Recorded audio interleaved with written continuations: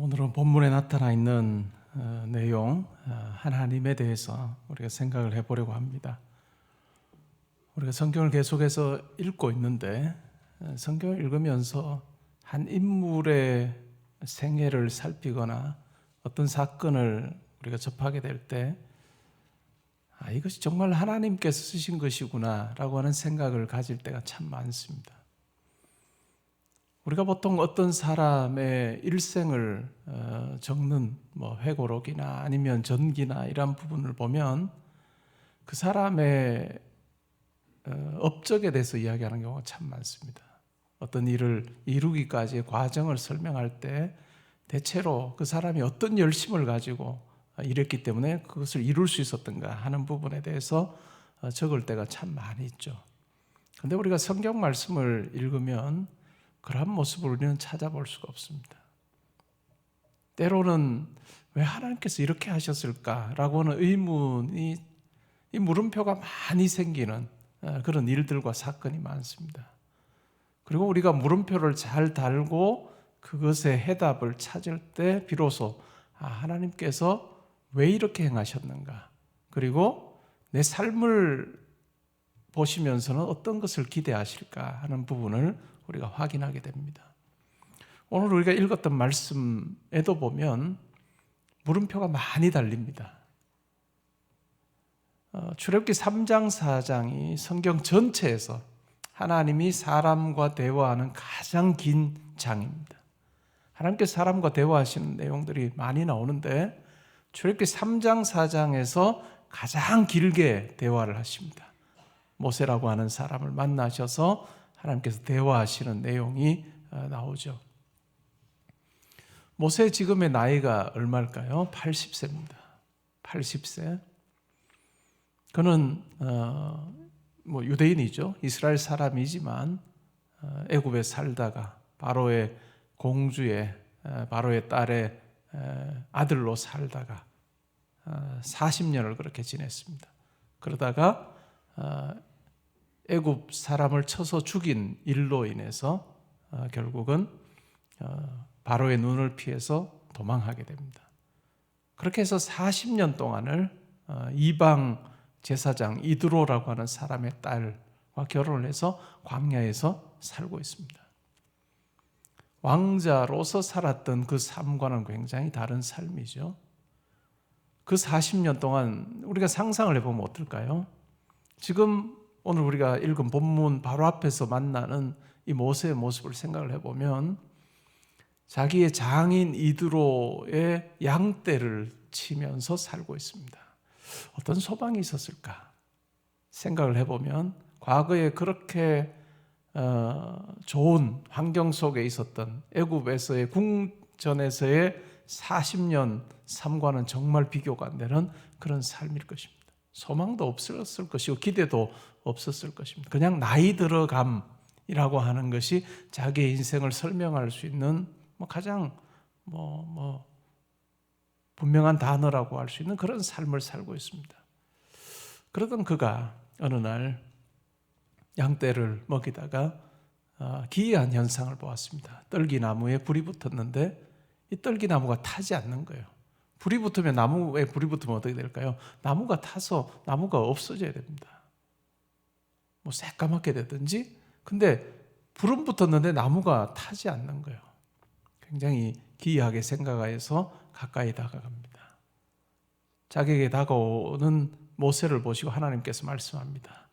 모세야, 모세야 라고 부르시고 내가 서 있는 곳은 거룩한 땅이니 내 신발을 벗으라 라고 그렇게 말씀함으로 모세와 대화를 하기 시작합니다.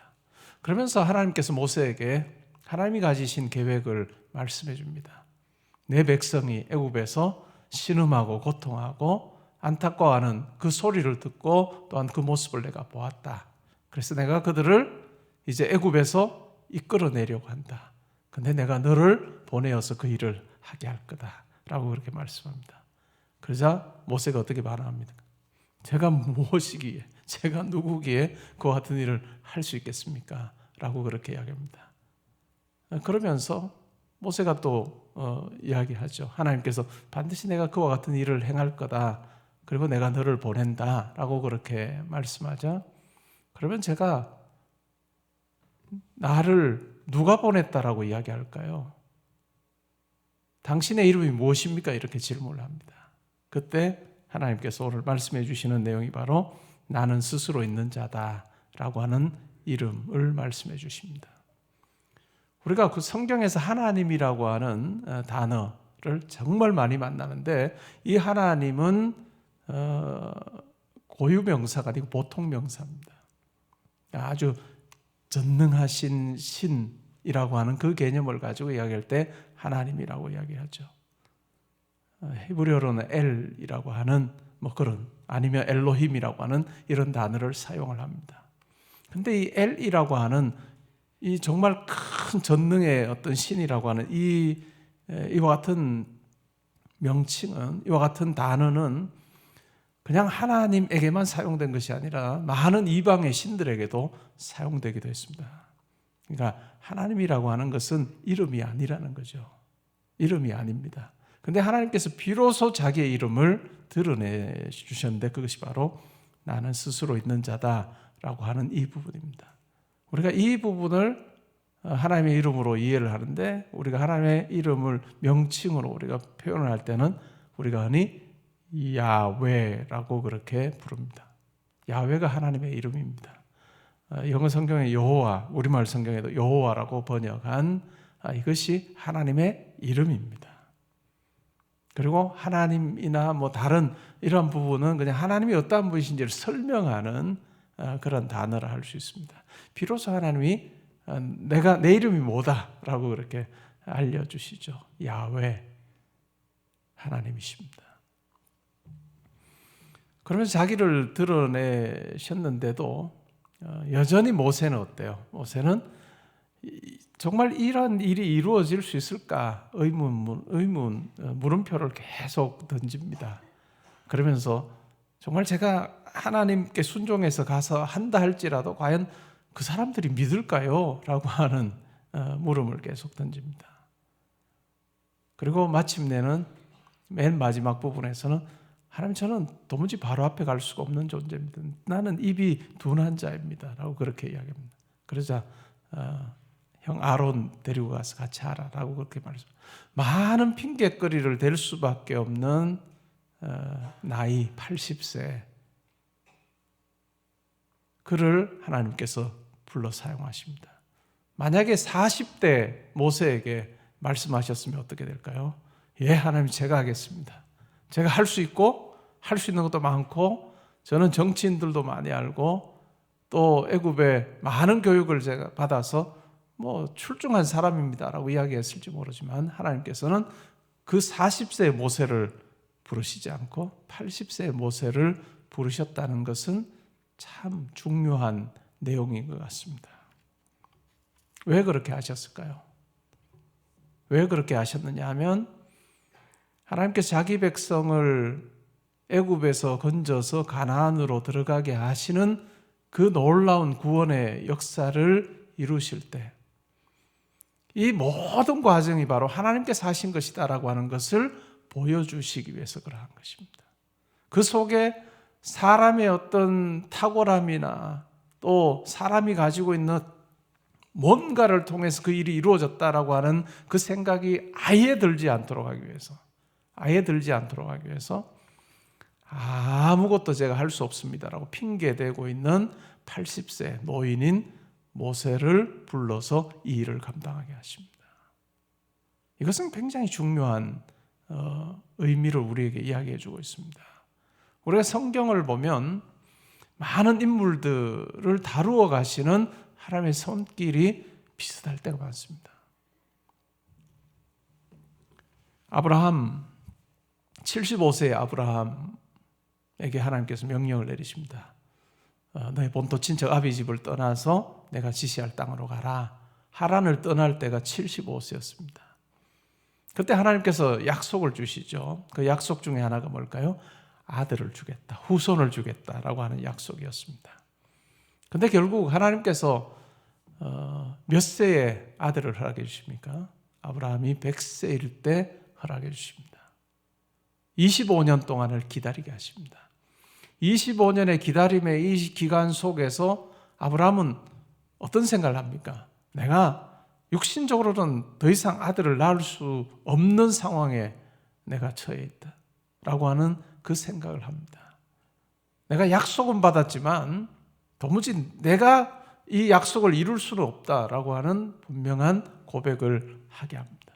그리고 그러한 고백이 있은 후에, 거듭거듭 있은 후에 비로소 하나님께서 도무지 생각도 할 수 없었던 그와 같은 나이에 아브라함이 100세에 또 사라가 90세에 아들을 얻게 하십니다. 이러한 과정을 보면서 우리는 뭘 생각하나요? 하나님께서 하셨구나 라고 하는 생각을 합니다. 그냥 결혼하여서 부부 사이에 아들이 태어나는 자연스러운 그런 방식으로 만약에 후손에 대한 약속을 성취하셨다면 어떻게 될까요? 그냥 아브라함이 한 거예요. 사라가 한 거예요. 그러나 하나님께서는 철저하게 그 모든 가능성을 다 배제하고 하나님께서 하셨습니다라고 하는 고백을 하게 하십니다. 요셉도 마찬가지입니다. 17세 정도의 나이에 애굽으로 노예로 팔려갑니다. 팔려가서 보디발이라고 하는 친위대장의 집에서 종으로 삽니다. 인정을 받아서 여러 가지 것을 다 주인이 맡기죠. 결국 이 보디발의 아내의 유혹을 뿌리치어서 결국 그 일로 인해서 무죄하지만 감옥에 갇히게 됩니다. 감옥에 갇혀서 또 그곳에서 잘해요. 그러자 많은 사람들이 인정을 받습니다. 죄수 중에 두 장관이 꿈을 꿨고 결국은 꿈을 해몽을 해줍니다. 해석을 해주죠. 그리고 이 요셉이 한 해석 그대로 떡 맡은 관원장은 결국은 죽고 술 맡은 관원장은 다시 복직이 됩니다. 요셉이 뭐라고 이야기합니까? 당신 정말 복직이 되거든. 꼭 나의 억울한 사정을 왕에게 이야기해달라 하는데 다 잊어버립니다. 까마득하게 잊어버립니다. 바로가 꿈을 꾸고 나서야, 그리고 꿈을 해몽하는 것이 어려워졌을 때 비로소 술 맡은 관원장이 요셉을 기억을 합니다. 그리고 결국 하나님께서 그 꿈을 잘 해석하게 해주셔서 결국 요셉이 국무총리가 됩니다. 그때 나이가 몇 세였을까요? 30세입니다. 참 오랜 기간을 감옥에서 보냈던 것 같아요. 종으로 살았습니다. 하나님께서 꿈을 꾸게 하신 이후에 오랜 기간 걸려서 결국은 애굽의 총리가 되게 하셨습니다. 이 모든 과정을 보면 요셉이 한 건 하나도 없습니다. 요셉이 한 것이 아니라 하나님께서 꿈을 통해 약속하시고 그 약속을 이루어 가시는 분이 하나님이시다라고 하는 이 부분에 대해서 어느 누구도 의심하지 않게 하십니다. 다윗의 경우에도 마찬가지입니다. 다윗이 왕으로 기름 부음 받은 시기가 아마 12살에서 16살 사이였을 것입니다. 그리고 그 이후에 다윗의 삶을 보면 어때요? 그냥 쫓겨다니는 삶입니다. 동굴에 숨어 지내고 이방 나라에 가서 미친 척하면서 그냥 목숨을 부지하는 그런 삶을 삽니다. 그러다가 30세에 유다 지파의 왕이 됩니다. 이러한 과정에도 보면 왕이 되는 그 과정, 왕이 되기 위해서 여러 가지를 배워야 되는 그 과정, 그것이 우리가 인간적으로 생각했던 그러한 어떤 방법이나 방식을 따라 이루어진 것이 아니라 철저하게 하나님께서 도무지 왕이 될 수 없는 자의 자리에서 왕이 되게 하시는 그 같은 방식으로 일하신다라고 하는 것입니다. 오늘 우리가 살펴보았던 모세도 마찬가지입니다. 성경 속에서 우리가 만나는 하나님, 나는 스스로 있는 자다라고 말씀하신 이 야훼께서 일하시는 방식을 보면 전능하시고 영원하시고 또 약속하시고 반드시 이루시는 이 하나님께서는 역사를 주관하시면서 절대로 들러리 서지 않으십니다. 절대로 들러리 서지 않으시고 본인이 역사의 주관자이시고 또한 이 세상을 통치하시는 분이시다라고 하는 것을 너무나도 명백하게 드러내시기를 원하는 방식으로 일하십니다. 하나님께서는 믿는 자들의 삶에만 역사하실까요? 하나님께서는 믿는 자들에게만 역사하셔서 믿는 자들의 삶에만 관여하실까요? 그렇지 않습니다. 이 세상의 모든 사람의 삶에 관여하십니다. 누군가 어떤 자리에 올리실 때 하나님께서 올리십니다. 이게 그냥 저절로 되는 건 없어요. 이 세상의 모든 사람의 일에 하나님께서는 관여하십니다. 그러니까 그런 말이 있잖아요.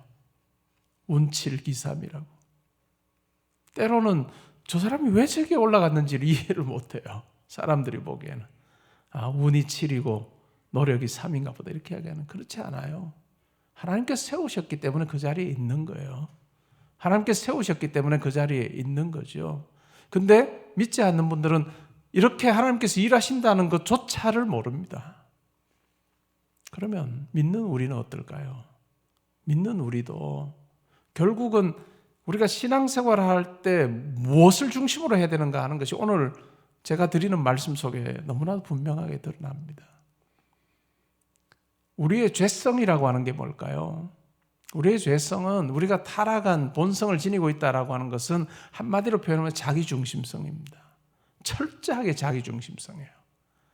모든 일이 이루어지고 또 되는 부분을 자기중심적으로 해석을 하고 그 결국은 뭘까요? 내가 편해야 되는 거예요. 내가 성공해야 되고 내가 다 누려야 되는 이것이 자기중심성입니다.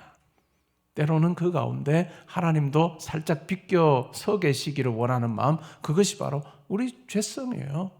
그냥 하나님은 내가 잘 되기를 원하는 그 일에 하나님께서는 그냥 돕는 손길로만 함께 하시기를 원하는 그러한 방식으로 때로는 우리가 신앙생활 할 때도 있습니다. 기도를 그렇게 사용할 때가 있고 또 우리가 하나님 앞에서 바라는 부분을 그렇게 할 수도 있어요. 그러나 하나님께서 철저하게 그러한 방식으로 우리 가운데 역사하시기를 원하지 않습니다.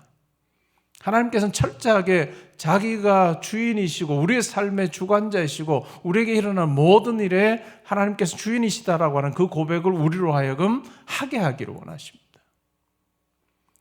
출애굽할 때는 하루가 걸려요. 하루 만에 출애굽합니다. 그러나 이 광야 40년의 이 기간을 통해서 이 자기중심성, 죄성이라고 하는 부분을 하나님께서는 씻어내는 작업을, 기간을 가지십니다. 많은 사람들이 우상숭배를 해요. 우상숭배하는 이유가 뭘까요? 그냥 그 우상을 통해서 내가 원하는 거 얻는 거예요. 그게 전부입니다. 우상하고 인격적인 관계를 가지거나 우상을 숭배함으로, 우상을 찬양함으로 인격적인 관계를 통해서 다시 내가 감동, 감화를 받는 이런 생각은 우상숭배 속에는 없습니다. 철저하게 내가 우상을 경배함으로, 우상의 경배함으로 내가 뭔가를 얻어내는 그것이 전부예요. 때로는 우리 신앙생활도 그러할 수 있다는 것입니다. 때로는 우리가 신앙생활도 그러할 수 있다라고 하는 것을 생각할 필요가 있습니다. 그러면 왜 우리가 기도해야 될까요? 기도해야 되는 이유는요, 기도할 때 비로소 하나님께서 이 일 가운데 함께 하셨구나 하는 그 고백을 하게 돼요. 우리가 기도할 때 비로소 하나님께서 내 삶에 함께 하셔서 이 일을 이루시는구나 라고 하는 그 고백을 우리가 하게 됩니다. 확인하게 되는 그 과정, 그것이 바로 기도예요. 기도가 없이 어떤 일이 이루어질 때가 많습니다. 근데 기도하지 않고 어떤 일이 이루어지면 뭘까요? 그 일에 대해서는 감사는 할 수가 없습니다. 감사는 빠지는 거예요. 감사가 빠져요. 기도하지 않고 내가 얻은 어떤 일은 내가 한 거예요. 내가 한 거예요.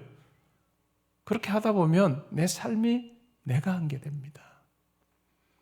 우리가 마태복음 살필 때도 그런 내용이 있었죠. 주여 주여 내가 주의 이름으로 선지자 노릇을 하고 주의 이름으로 귀신을 쫓아내고 주의 이름으로 병자를 고치고 이렇게 많은 것을 했습니다 라고 할 때 뭐라고 이야기합니까? 불법을 행하는 자들아 나를 떠나가라. 내가 너를 도무지 알지 못한다 라고 말씀하신 그것을 우리는 잘 새겨볼 필요가 있습니다. 어떤 의미일까요?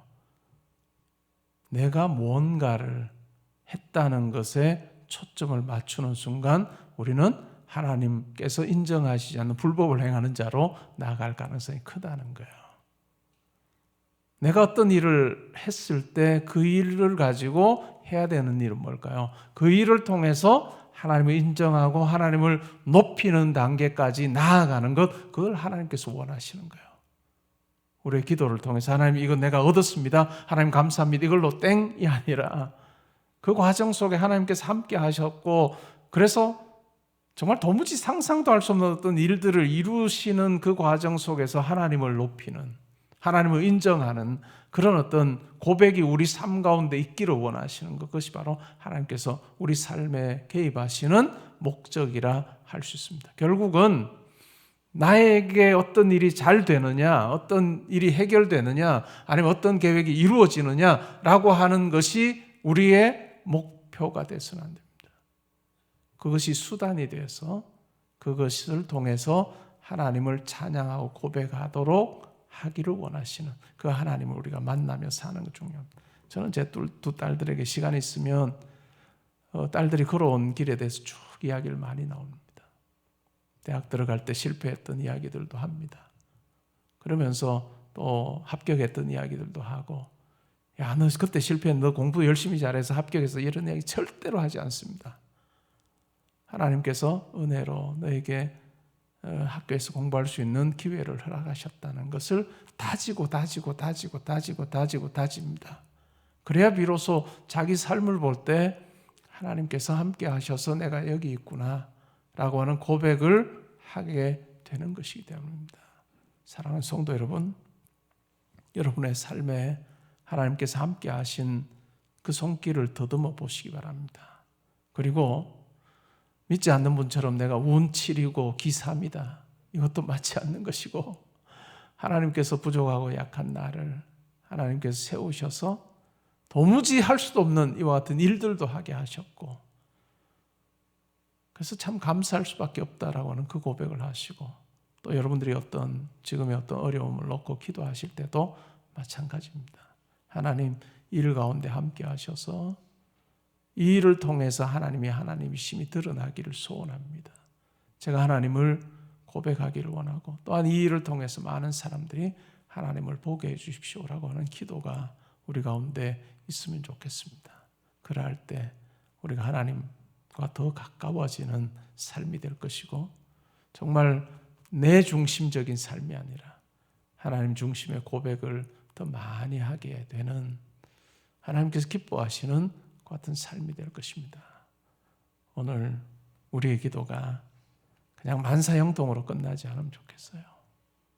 우리의 삶의 어려움과 성공과 이 모든 것 가운데 함께 하셔서 비로소 하나님께서 영광 받으시는 분이심을 고백하게 되는, 나 중심에서 나는 스스로 있는 자다라고 말씀하신 전능하시고 영원하신 하나님을 믿는 믿음으로 우리가 더 분명하게 아버지 앞에 서서 더 감사하고 더 찬양하고 또 하나님을 의지하되 그것이 내 문제 해결되는 것으로 끝나지 아니하고 하나님을 더 인정하게 되는 그 같은 귀한 우리의 기도의 자리, 또 우리의 삶의 자리가 될 수 있기를 주님의 이름으로 축복합니다.